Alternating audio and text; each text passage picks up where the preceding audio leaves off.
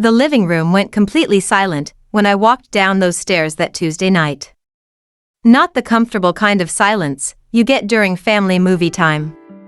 The kind that happens when people realize they've been caught saying things they shouldn't have said. I was just going to the kitchen for water.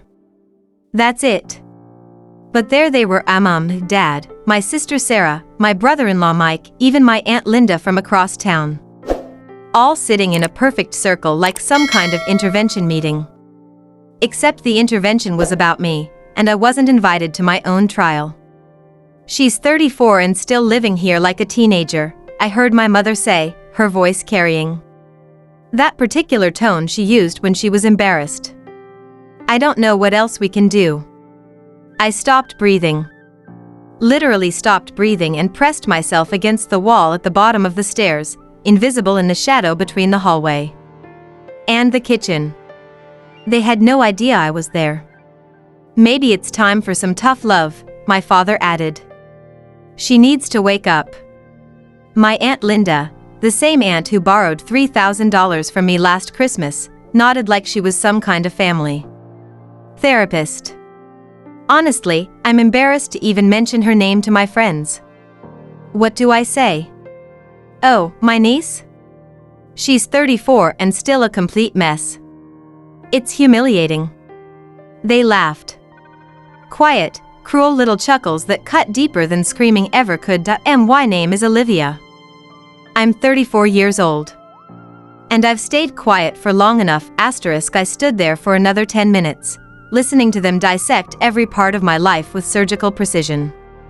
My sister Sarah, successful marketing director, mother of 2, owner of a house I helped her buy, spoke about me like I was a stray dog they couldn't house train.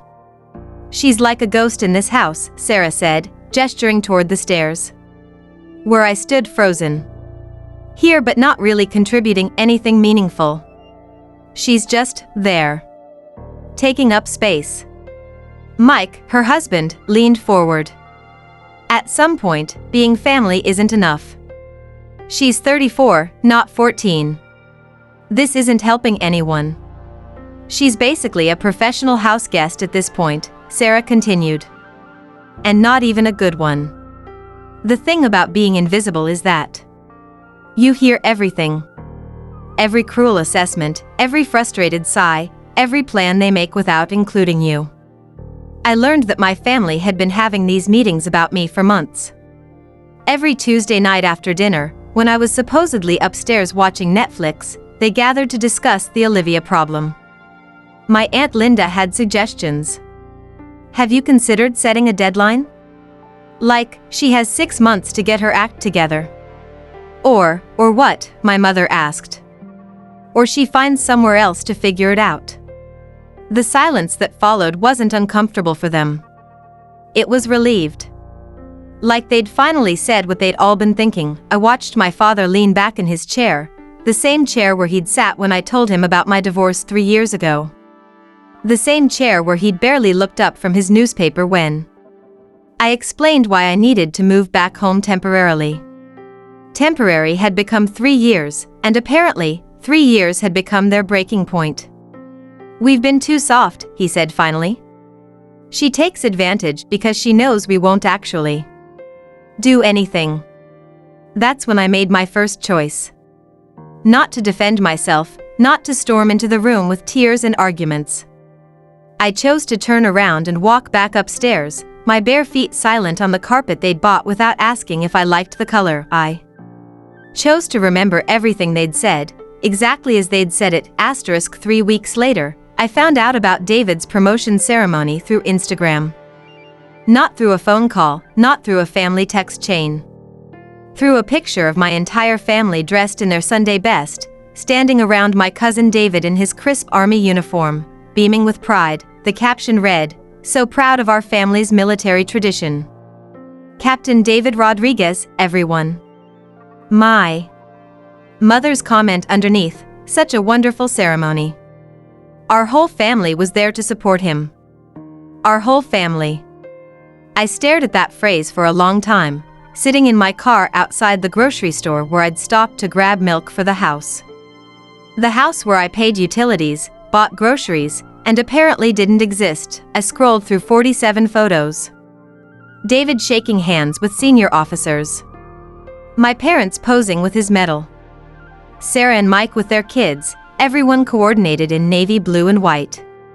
There was even a group shot of the Rodriguez family, and in the corner, barely visible, was a reception table with name cards. I could make out most of them: Mr. and Mrs. Rodriguez, Sarah and Mike Thompson, Linda Rodriguez. The card that should have said Olivia Rodriguez wasn't there, but then I noticed something that made my blood run cold. In one of the photos, Sarah was holding up her phone, taking a selfie. The screen was visible, and I could see she was posting to her Instagram story. The caption read, "Family events are so much more peaceful when it's just the people who actually matter." #blessed, #less stress. When I got home, my mother was in the kitchen, still glowing from what she kept calling such a special day. "How was David's ceremony?" I asked, setting the groceries on the counter. She paused, her smile faltering for just a second. "Oh, it was beautiful. Really moving. I saw the photos online. Looked like a big family celebration." "Well, yes, we wanted to show our support. You know how important family is to David." "And I'm not family?" She paused, looking genuinely confused by the question. "Of course you're family, honey. But you never showed much interest in David's career. You're not really the military type, are you? We just thought you'd be uncomfortable." Uncomfortable. It's not that deep, Olivia. You're always so sensitive about these things. Not everything is about you. That night, I opened my laptop and started typing. Not an angry email to my family, not a Facebook post about feeling excluded. I updated my address with the bank, with my insurance company, with every official document that had my parents' house listed as my permanent residence, to stop assuming they'd include me in things that mattered. * 6 months later, my nephew Tyler graduated high school. The ceremony was held in the school auditorium, one of those formal affairs where families dress up and take endless photos. I bought a new dress for the occasion, navy blue, conservative, the kind of outfit that says "proud family member." I also wrote a check for $5,000, my contribution toward Tyler's college fund. I'd been adding to it for 2 years, quietly transferring money every month because Sarah had mentioned how expensive everything was getting. The ceremony was beautiful. Tyler looked handsome in his cap and gown, and when they called his name for an academic scholarship, our whole section erupted in cheers. I was so proud of him. This kid I'd watched grow up, who I'd helped with homework, who I'd driven to baseball practice when Sarah couldn't leave work. Then came the speeches. Tyler was chosen as one of 3 students to speak on behalf of his class, and he walked to the podium with confidence that reminded me of David in his military uniform. "I want to thank the people who made this possible," Tyler began, his voice strong and clear through the microphone. "First, my parents, Sarah and Mike Thompson, who never stopped believing in me." Applause. I clapped too, smiling. "My grandparents, Robert and Elena Rodriguez, who taught me that education is the greatest gift you can give yourself." More applause. My parents beamed from the front row. "My great-aunt Linda, who always reminded me that family comes first." She waved from her seat, tears in her eyes. "My uncle David, whose service in the army showed me what dedication really means." David wasn't even there, he was deployed overseas, but everyone clapped for him anyway. Tyler continued listing names, thanking teachers, coaches, friends.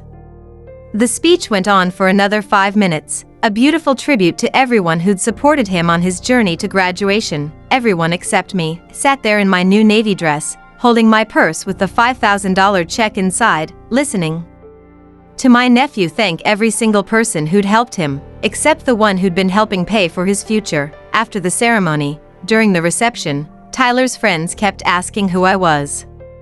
"Are you his aunt?" one of them asked. "Yes," I replied. "I'm Olivia, his aunt." "Oh, weird. He didn't mention you in his speech." Are you not close or something? Before I could answer, I heard Sarah's voice nearby, talking to another parent. Oh, that's just my sister. Well, she tries to help, but she's not really involved in the important stuff. More of a background family member, you know? The other parent nodded sympathetically. Every family has one of those. I left the graduation check on the gift table. And signed. That night, I opened a separate savings account. My nephew's college fund would continue growing, but it wouldn't be going to Tyler anymore. The call came on a Wednesday morning while I was at work. I almost didn't answer, unknown number, probably spam. But something made me pick up. Is this Olivia Rodriguez? The voice was professional, official. Yes, this is she. Ma'am, this is Sergeant Martinez from the Department of Defense. I'm calling to verify some information we have on file regarding your military service record.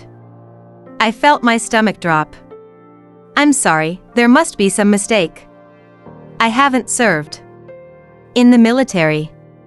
A pause. Ma'am, our records show you listed as having served in classified operations between 2014 and 2018. Is this information incorrect? That can't be right. Someone must have. I stopped.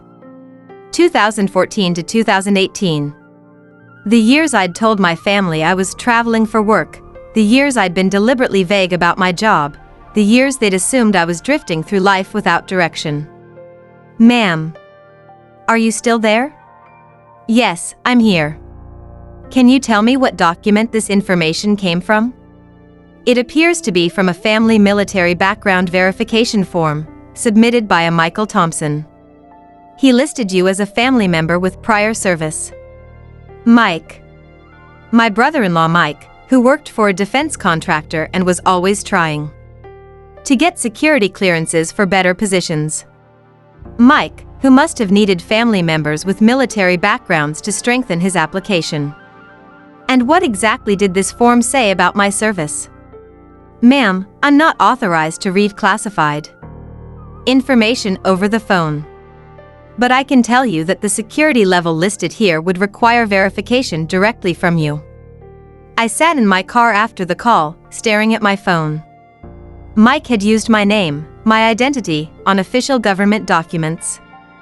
He'd listed me as having military experience I'd never had, for his own career advancement. And my family who called me a failure, who forgot to invite me to ceremonies, who erased me from graduation speeches, had no idea what they'd stumbled into. The next call came that evening. Ms. Rodriguez, this is Colonel Morrison. From the Department of Defense. We need to speak with you immediately about your classified service record. This time, I didn't hesitate. Colonel Morrison, I'd be happy to clarify my service record. When would you like to meet? The meeting took place in a downtown office building I'd never noticed before, behind doors that required 2 forms of ID and a security escort. Major Harrison was exactly what you'd expect from a career military officer: sharp uniform, direct eye contact, no patience for small talk. Ms. Rodriguez, we have a serious problem, he began, spreading several documents across the conference table.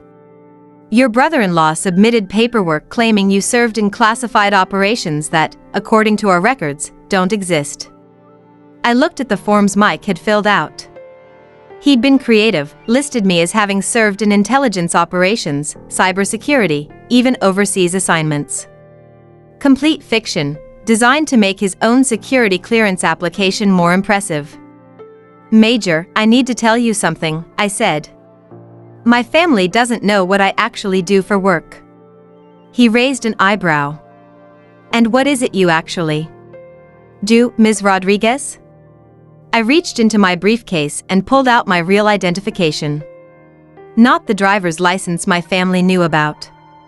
Not the credit cards I used for groceries and gas. The military ID that had my photo, my real rank, and a security clearance level that made Major Harrison sit up straighter in his chair.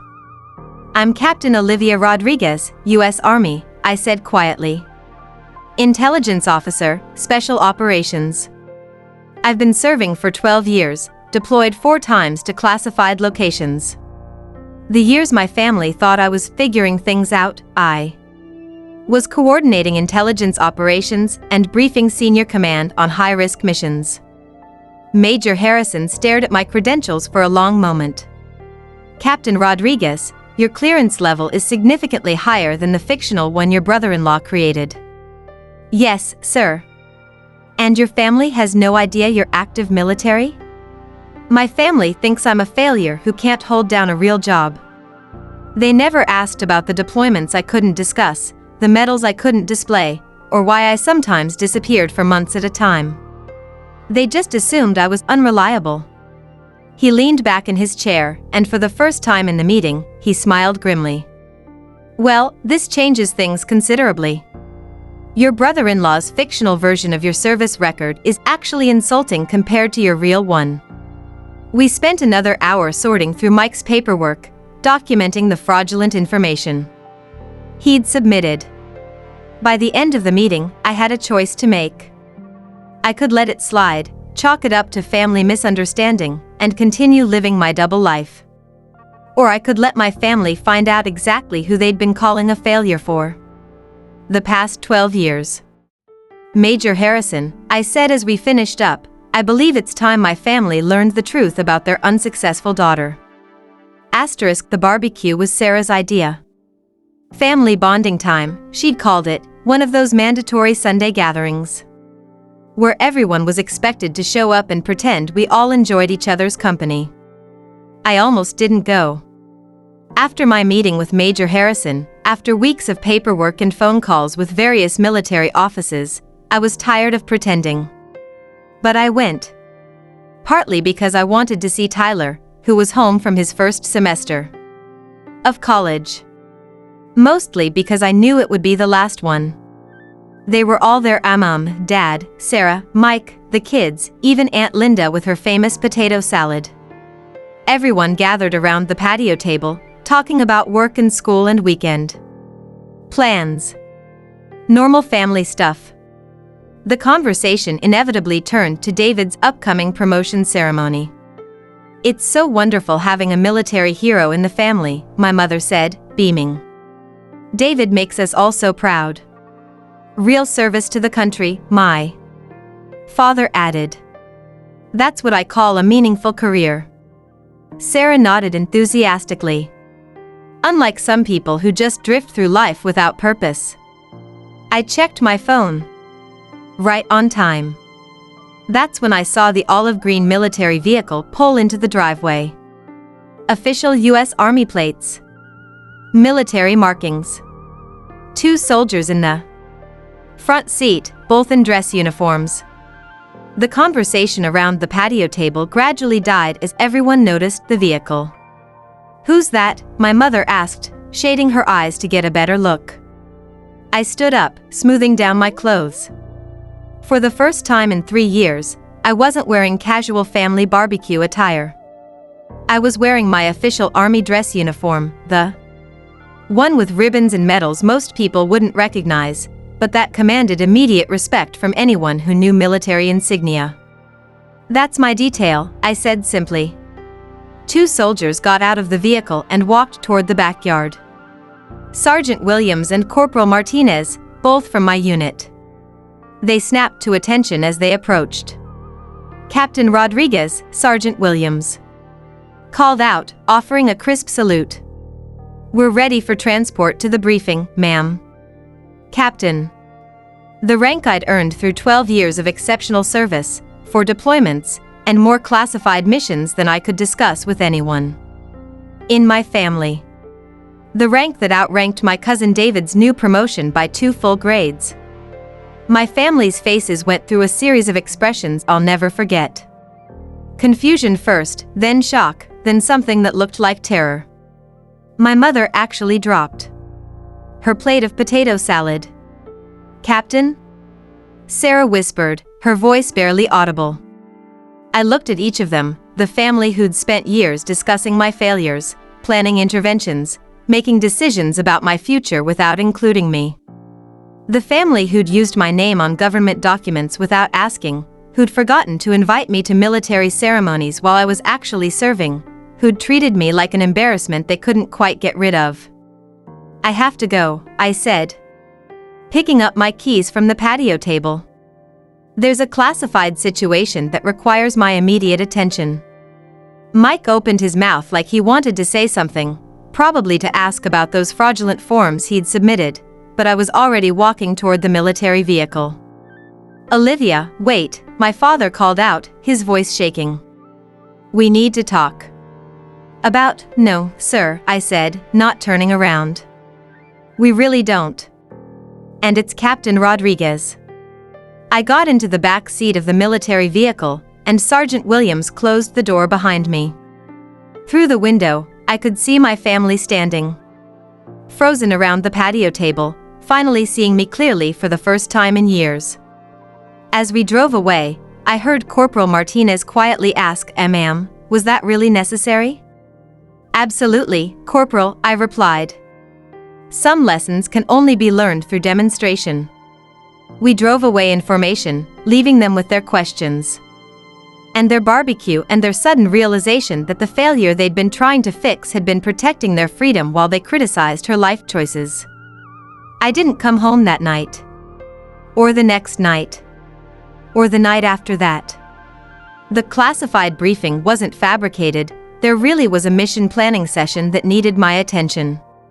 But it wasn't urgent enough to require a dramatic pickup from a family barbecue.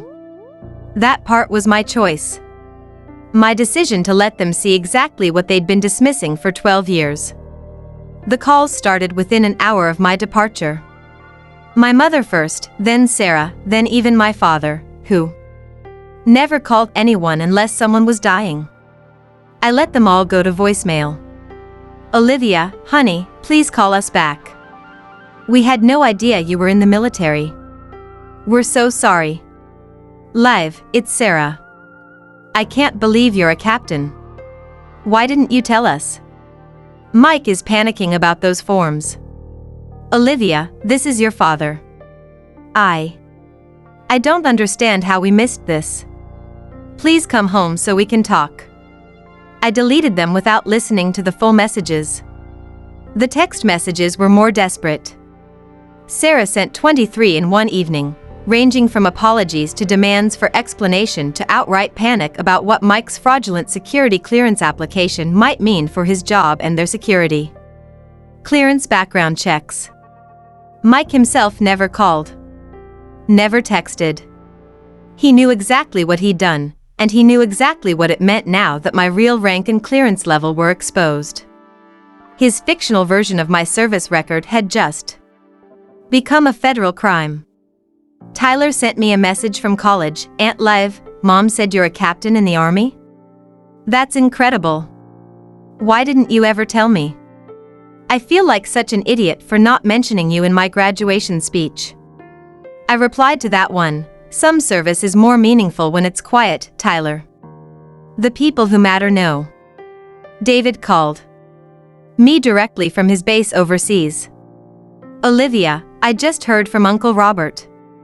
You're a captain? How long have you been serving? Why didn't you tell me we were both military?" 12 years, David. I've been serving since before you enlisted. I was already deployed on my second mission when you graduated basic training. The silence on the other end of the line was deafening. "I had no idea," he finally said. "The family always talked about you like you were lost." I was never lost, David. I was serving my country while they were serving judgment. 3 weeks after the barbecue, I got a letter from my nephew Tyler.